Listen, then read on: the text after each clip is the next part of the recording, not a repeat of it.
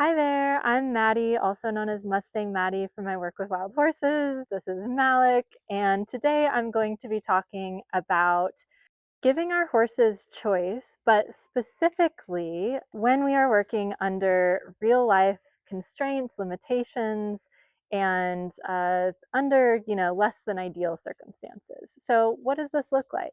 Recently, I got a new Mustang in who is a trauma case, and I had to get this halter on her on a very short timeline to be able to load her in a trailer and bring her back to Arizona and start really working towards getting those feet done. She has been turned out, which is what I like to do when I get these kinds of cases in, and has kind of just rewilded herself, which is very common in, when we're working with trauma, that the horse has time off, their nervous system comes back down to a healthier baseline without the stressors that they were running into when they were in training. And they totally revert, and now they're just completely feral again. And this is its own conversation in and of itself. But to me, I really prefer that because then I know exactly what I'm actually working with, and the horse isn't as masked by previous coping mechanisms and freeze and things like that.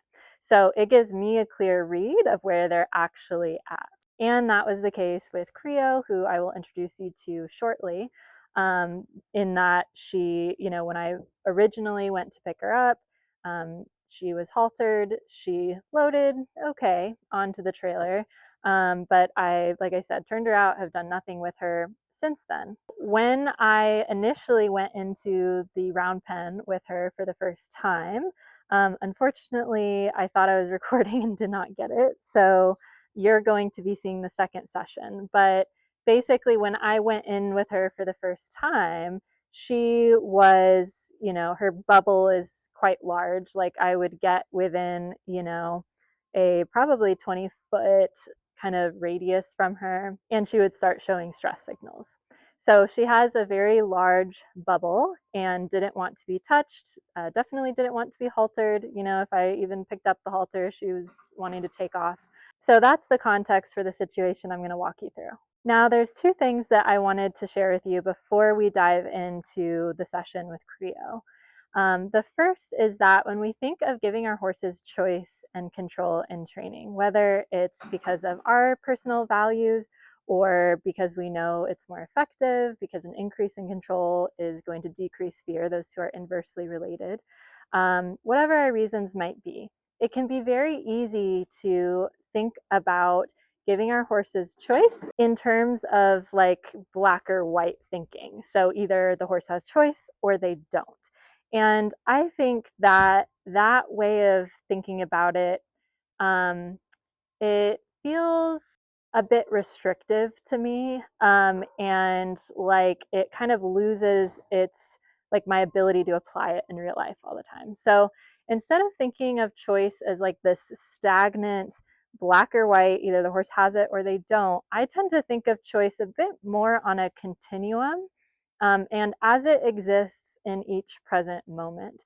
So it's more of a conversation with the horse that I have, in that specific context with that individual. And the conversation is around, okay, so here's the thing we need to do today. And then here's how you're feeling about it, right? And so it's like, how can we get this thing accomplished, with my needs getting met for what we need to do that might be directly related to your care, and balance that, of course, with what your needs are as the horse and the horse's emotional state and things like that. And so it becomes more of this dialogue of how we can both get our needs met in this moment, given the restraints and the context that we're operating within. So it's this conversation that's taking place between the horse and the human in a specific, place in time, context, and this real-time, moment-to-moment dialogue that we're having. So again, I just think that that framework is helpful, especially when we're dealing with, things such as time constraints and dealing with behaviors that the horse on some level, like we kind of have to get it done to provide them with the best care possible.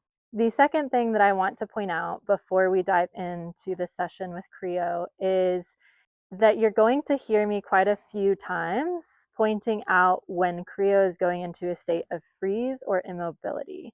And freeze is a last-ditch survival mechanism. So the horse, in the past, they tried to get away from the scary thing, such as a human, a person approaching them, being haltered, whatever it might be. And when flight didn't work to get away, maybe they even tried a little bit of fight and that didn't work, then they will go into this last ditch survival mechanism, go into freeze, and they will be appearing to be very like standing still, but they're oftentimes not blinking. That's probably the biggest giveaway, is that they're not blinking as they should be. And it's actually been quite normalized for horses to be in a state of freeze. I think a lot of folks, including myself in the past, like I didn't really recognize when a horse was going into freeze. And so getting Creo out of a state of freeze is going to be what's going to take a longer timeline. Over the years, I've realized that it is really actually quite easy to train a horse to physically do something. What is much more challenging is trying to actually shift the horse's emotional state and bring their nervous system down to like a healthy baseline. And so in that way, training a horse to just physically do something, you can get that done really quickly, like you'll see in the video that I do. And in the way that I did it, I feel okay about like her emotions in the process, but I know that more work is going to be needed to bring her out of the state of freeze she kept dipping into. And so, yeah, training them to do something physically, it's like, yeah, no problem, like short timeline, no problem. But if we're actually wanting to shift the horse's emotional state and restore the nervous system to a healthy baseline, that is much more feral and does not obey the clock. The horse is very much in their own timeline, and it can take a long time for some of these horses to really come back down and not, constantly just kind of keep dipping out into a state of freeze. And helping the horse to get out of freeze is really, really important. First of all, if you're anything like me, it's not going to feel good that the horse is in this state of freeze and maybe they're compliant, but it's like, the lights are on, but no one's home kind of thing. Like they've just like left their body essentially out of self-protection. And so the other reason that we would want to help get the horse out of this freeze state is because these horses tend to explode kind of out of nowhere, so to speak, mostly because people usually don't realize that they're in a state of freeze already. And then they keep going, and then the horse just tips over, and a horse comes out of the freeze state with the same amount of like explosiveness that they went into it. So if the horse is, running around, bolting, trying to jump panels, or any kind of, even just honestly a more mild flighty behavior that's not, and we're not really recognizing what's going on, and then the horse stands still and they go into freeze, and then we reward the horse, it just can so easily happen that the horse is kind of conditioned to go into this freeze reaction. And so it's just a matter of time with these horses, like what is going to set them off, like what, kind of trigger. It's like they could be saddled for 50 times and then all of a sudden they just fold in half bucking. It can happen just at these seemingly random times because the horse the whole time was in this state of being over threshold throughout the whole training. So it's very important to help the horse come out of the state of freeze, both because, most of us want that in our relationships with them, but also for safety too. These horses can be really dangerous. And these are the kinds of horses I usually get in that, that have trauma. And Creo is very similar to any of the other Mustangs that I've taken in who have, for one reason or the other, become dangerous around people or, just been sent to trainer after trainer and no one can get through to the horse. And so the way that she's presenting around, I turned her out and now it's like, well, she's not actually okay with touch. She's not actually okay with being approached or haltered. That is extremely common. I have actually never gotten a surrender case without them starting this way. And for me, it's actually a bit of a relief because it's like, okay, I can identify the problem pretty much right away. That we were trying to saddle this horse, maybe even ride the horse, and they're actually not even okay with touch. So it makes no sense, of course, to then, if they can't accept the touch of our hand on their back, it makes no sense to then, swing a leg over and put ourselves on their back, right? Okay, so all that being said, we are going to go ahead and watch a session that I did with Creo. Again, this is the second time of me working with her. The first time was the night before. I worked with her for, I want to say around 30 minutes and was able to get the halter on just that one time. But like I said, the camera wasn't rolling. So the video you're going to see is the next morning. Of me going through the process again. And of course, I'm not having to break things down as much, but I'm still able to walk you through the process and what it looks like. And again, the whole goal of this being, how can we what are some of the ways it looks like to give our horses choice and control as much as possible while operating under really serious like time constraints or contextual restraints or just less than ideal circumstances. This is hopefully going to give you an idea of what that might look like. Let's go ahead and dive in. Here's the session with Creo, getting a halter on a horse that is hard to catch, wants nothing to do with humans on a short timeline. How can we do it while also trying to maximize the amount of choice and control that we're giving to the horse in the process? Let's take a look. Okay, so I am coming in after a session that I did last night, just around dusk. Probably worked with her for about 20 minutes. And she came along really nicely. I love that she's releasing right now, just as I'm standing here talking, releasing some of that tension she already is feeling from me just being inside of the space with her. So let's go ahead and see where she's starting today.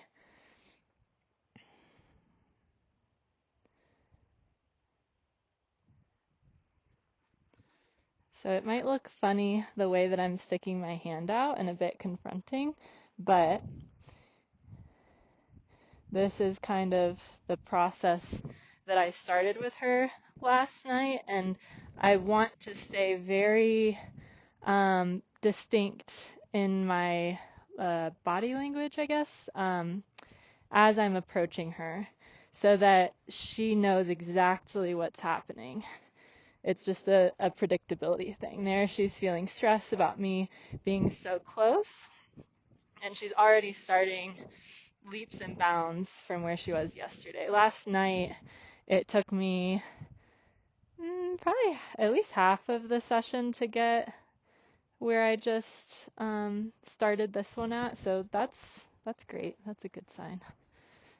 Okay, right there, she's nervous. You see the head turn. She might go to shake her head. Ah, good. That was good. Okay, so what I'm setting up right now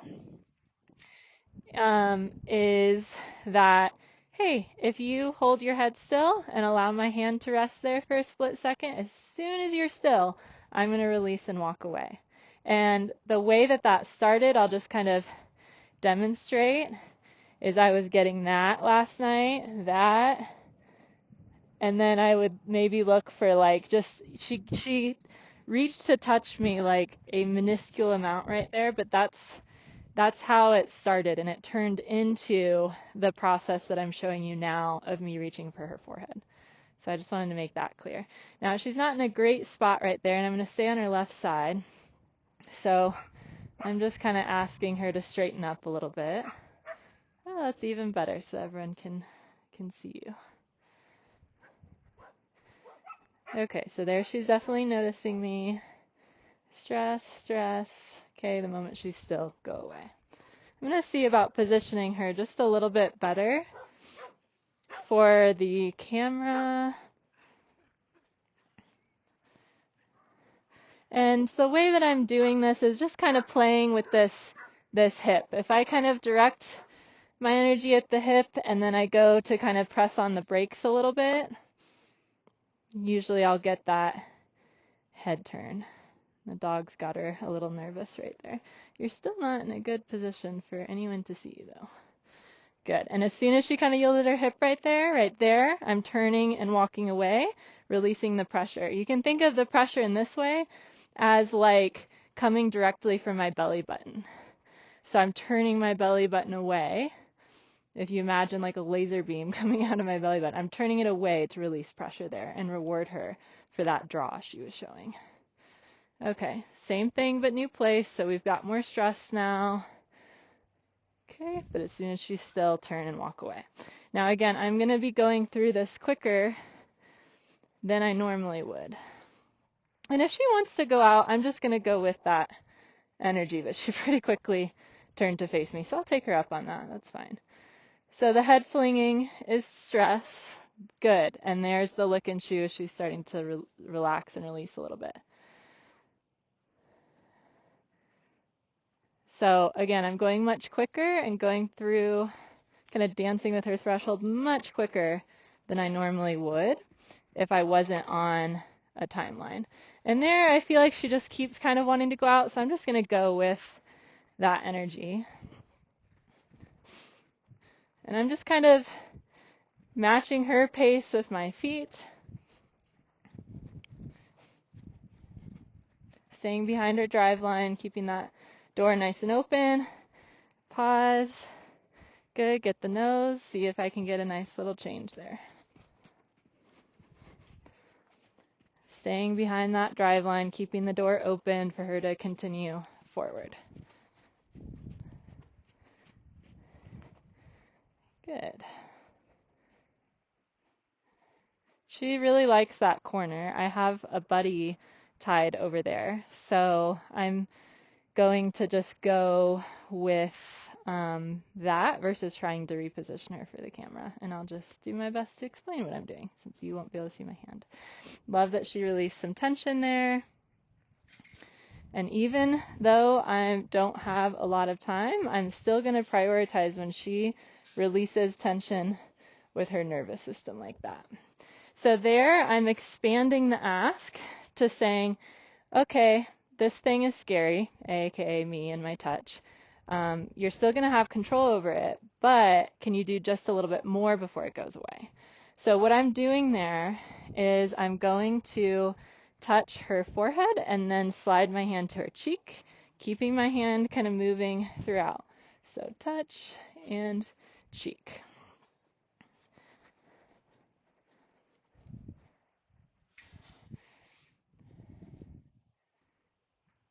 I wish they could see this. Let's see, I might try to reposition her one more time. Go towards that hip.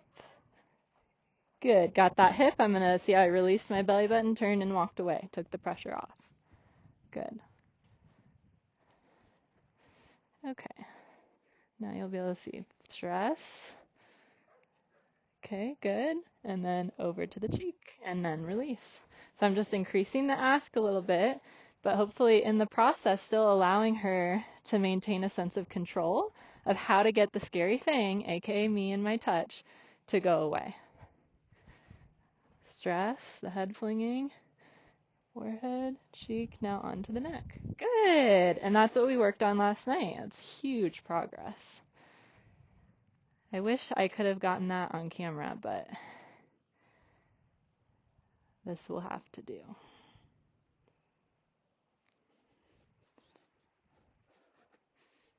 Less stress that time, as she's perceiving a sense of control, stress. Now here I'm going to see if she'll just turn her nose towards me just a hair and then release with that. Because the head turn as her no and her feeling a sense of control is going to be really handy when I go to halter her. Because if she gets nervous, I'd rather her tell me by turning her head towards me, because that's going to actually facilitate the haltering process so that I can actually get the halter on even if she's not totally okay with it, but in a way that she's still perceiving control. And here I'm going to kind of shuffle my feet a little bit. She's just shutting down and freezing right now. I want to see if she can give me a little bit of the head turn. And sometimes I'll just kind of shuffle my feet, give her a little bit more space. I could have taken that. I probably should have. Focus a minute. There. Okay, and then release. So I'm not going to do much of that. I just want to point out that, like, if I had more time, I would really develop that. I'm just going to kind of see how much she'll give me today, you know, how much of that I need to do. But, like, again, if I had more time, I'd make that no really clear and really work on her using her voice so that she's not just going into freeze. And that is, you know, the beginning stages of how I would get a horse to come out of freeze, is getting them to use their voice. Even there she was blinking a bit more, which is nice. And even right there, I'll just, like I said, I'm not going to spend too much time on building out the whole no, but I like that she even just softened her eyes, so I just chose to release there. And you can see her blinking getting a bit heavier. So it's hard for me to not totally go into that kind of nervous system oriented work. But again, for the purpose of today, I am going to just keep going. But just to keep saying, there's so much more depth to this process when you have more time. This video is just going to be all about showing you how to do things, you know, how we might be able to do things on a quicker timeline and restraints, but still in a way where we're trying to give them as much choice as possible. There, she just really wanted to go out, so I'll just go with her energy. And me picking up the halter was obviously a bit stress-inducing, right? So I probably should have picked up the halter and then walked away to the other side of the round pen and then started reapproaching to break it down a little bit more. That's one thing I could have done so that she didn't feel the need to kind of get flighty.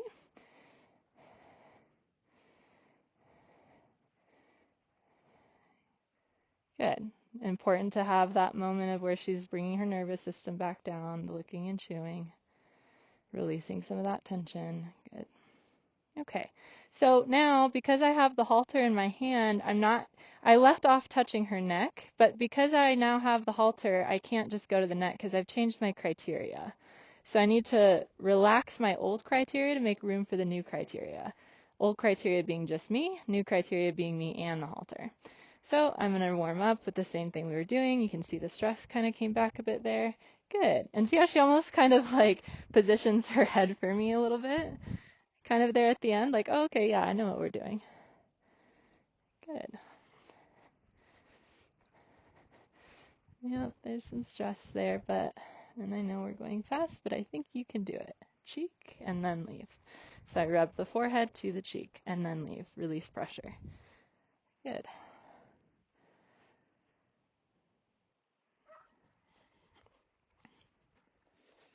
Okay.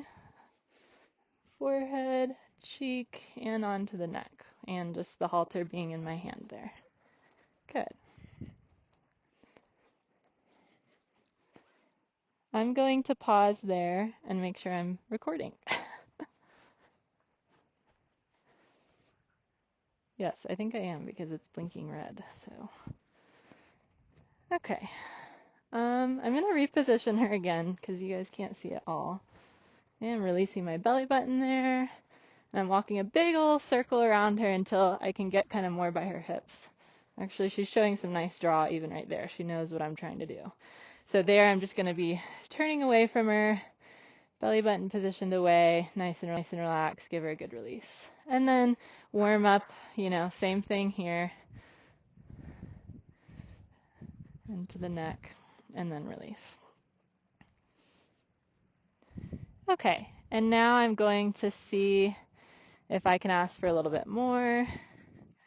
Okay, forehead, cheek, neck. There, she jumped a little bit, but I'm going to see if I can just hold this halter here.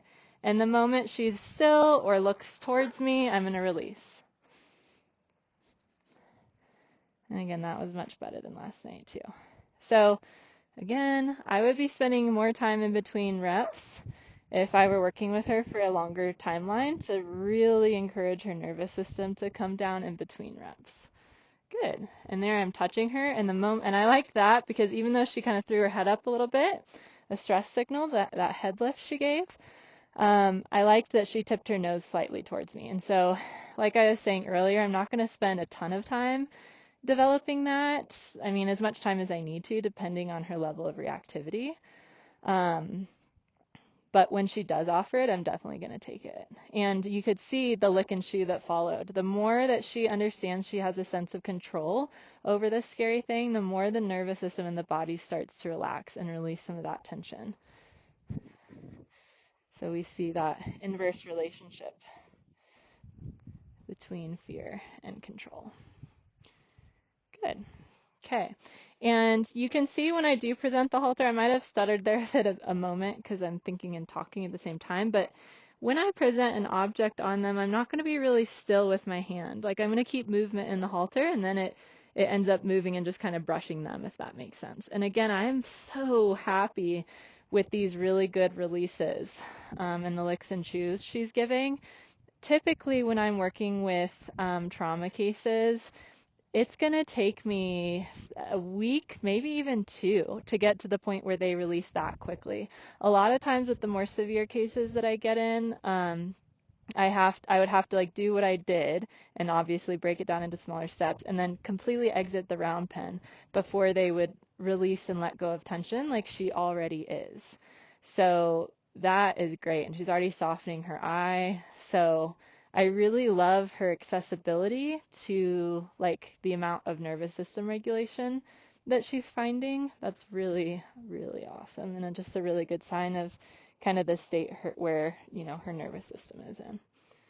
Okay, stress. I'm gonna do this one more time, taking a little bit more time maybe than I would to really explain things, and it's obviously just going to be helpful, but my whole point of this video kind of is to, show how to do things on a very quick timeline while giving the horse as much choice and attunement as possible. So one thing I wanted to point out here is that you're going to hear me a few times talk about Creo licking and chewing and releasing tension, which I'm saying that I really like seeing. And I do. And also, as Creo, as I shift gears and work on helping to bring Creo's nervous system down, really try to shift her emotional state about how she feels about just being around humans approaching her, haltering her, touching her, things like that.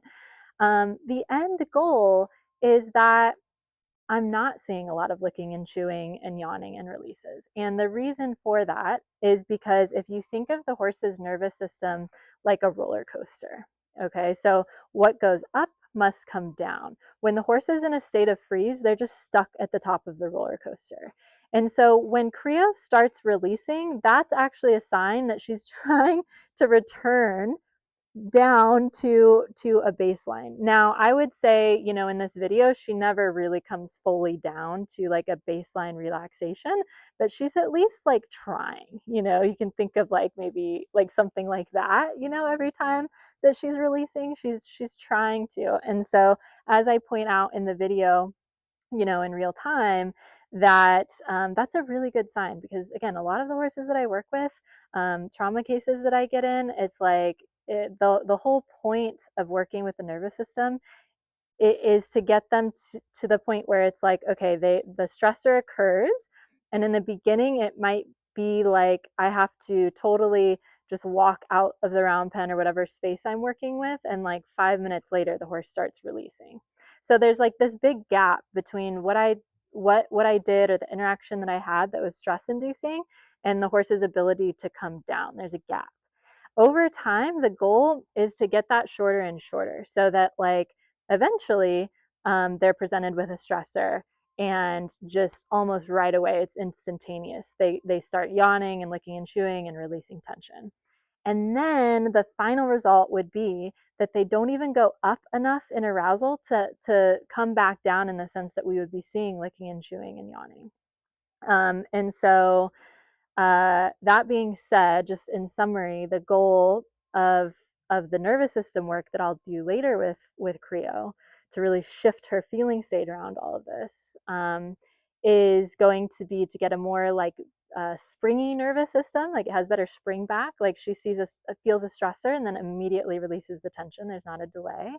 And that I'm not getting as much licking and chewing and yawning and releases like that, because she was not like, the things we're doing that are, basic like this didn't cause her to go into a point of arousal to where she even had that tension that needed releasing, if that makes sense. Okay, back to the video. And there she's saying, oh, but I can say no sooner. Okay, there we go. There we go. And here I'm going to start putting my right hand over her neck, which is usually a bit scary. Let's see if she'll give me that head turn. Give her a little bit more space. There. She shifted her head towards me just slightly. Okay. So that was a good demo. I am going to keep going now, but I would work more on that if I had more time, really establishing that strong no of the head turn. But it's a good example of just the very beginnings. And I think I'm doing it enough to where she's really able to kind of to let go and come down. The reason that I'm doing the head turn and not just like, oh, well, when you stand still, I'll go away, is because she stands still and goes into freeze. And like I said, it is helpful for haltering for them when they get nervous to turn their head towards you. Okay, and then I'm going to start reaching under. And there she got a little nervous. Good, there she's nervous. Ah, good, a little bit of the head turn. Awesome.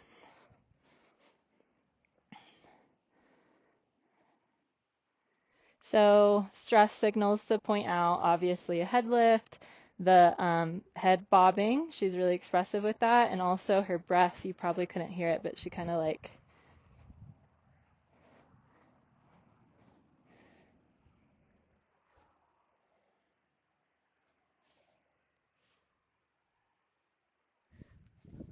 good.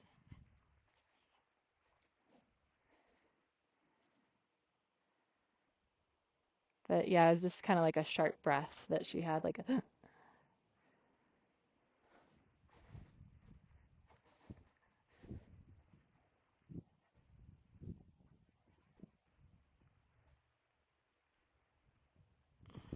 okay, I'm gonna kind of keep going here.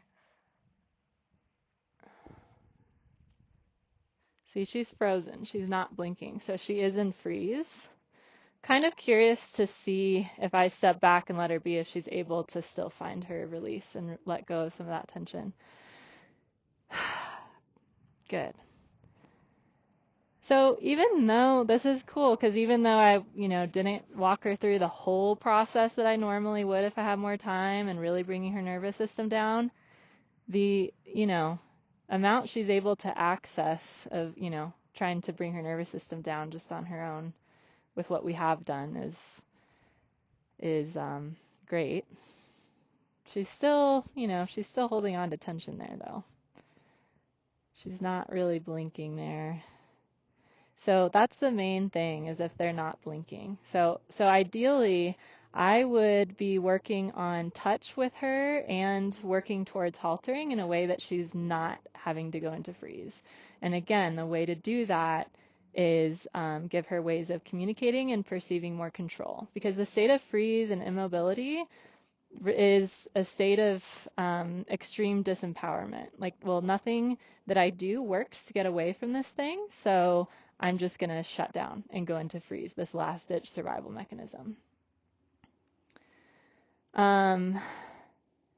Cool. So I don't know if you guys can even see me, and so that I'm not just standing in the ethers, maybe get closer. Looking at that hip with my belly button. Good. One thing I wanted to point out while I was doing that is just notice the rhythm. Like I was saying earlier, I'm not like still and then move. That can induce quite a bit of fear. So I'm rhythmic in my movement, even though it's soft and attuned. And I also am doing the same exact process every time to ensure that there's predictability around this. She knows what's coming. And again, that goes back to that sense of control, reducing fear. Good. Yes, I like that breath out too. Yeah, you notice every single time is the same thing. forehead, cheek, neck, present halter, then go over with my hand. Nicely done, lady. Now, it might be tempting to just hold still and let her come right up to me, but I'm going to create more of this behavior if I move away and really release any kind of pressure there. Okay, I think that that's mostly what I wanted to point out. The other thing is you can see how handy it comes into play. You know, this isn't like the typical halter I would use. It's kind of poorly or cheaply made, you know, but it's bigger, which is nice because, you know, you're not going to get their nose caught in it or, you know, accidentally bump them with things. So the fact that it's a bit bigger of a halter is nice. Actually, I guess it fits her okay. It's just bigger, I guess, in weird places is what I meant. It's like a little, the proportions are kind of funny. But anyway, and then I tied the knot on there so that I didn't have to ask her to stand still while I had just gotten the halter on. And then tying the knot is like a whole other level of criteria that I hadn't prepared her for, right? And so by tying that knot ahead of time and just letting it kind of hang loose in there, that's kind of a way around that. But now what I might do is try to position her maybe better for the camera. She's letting me get in kind of close, but see, I kind of ran out of room, so then I could, you know, go to her other hip. Now, when I'm in limited time, though, I'm doing everything pretty much on the side I need to work with, because the more I split my time up on either side, the more time that's going to cost me. So even right there, I came to her right hip, and she's like, whoa, we haven't done that, I don't know, and she spun the opposite way, and I released pressure, and I rewarded that.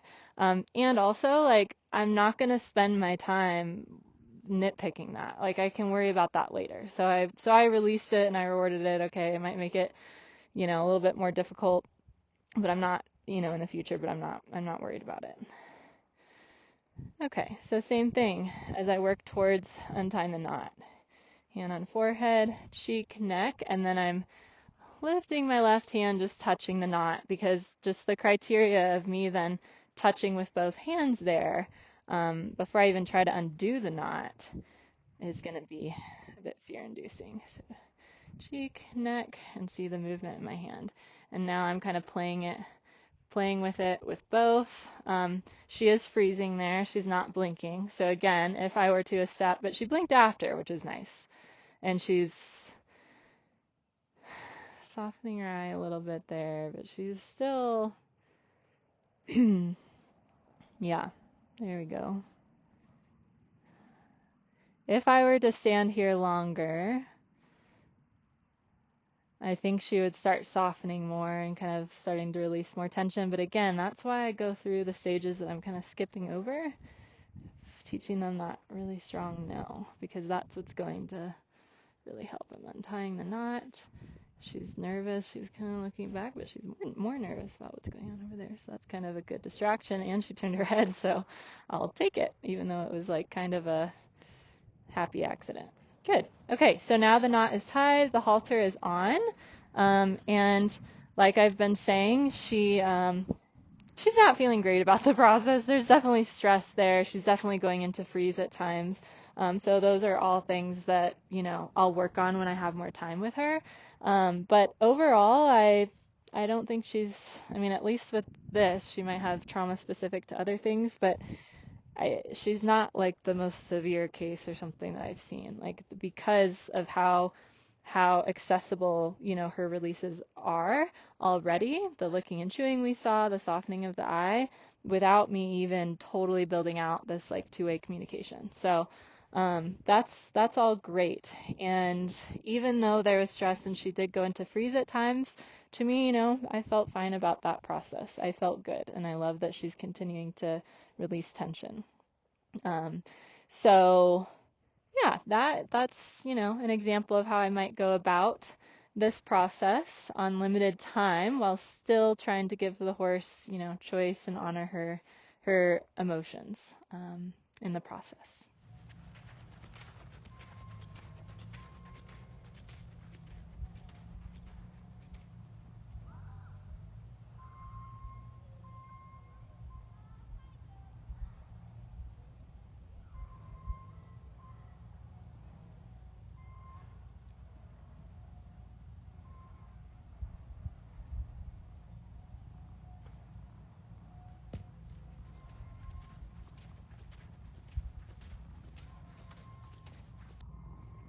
Okay, so that is what the haltering process is looking like with Creo right now. I would still love for her to feel way better about this.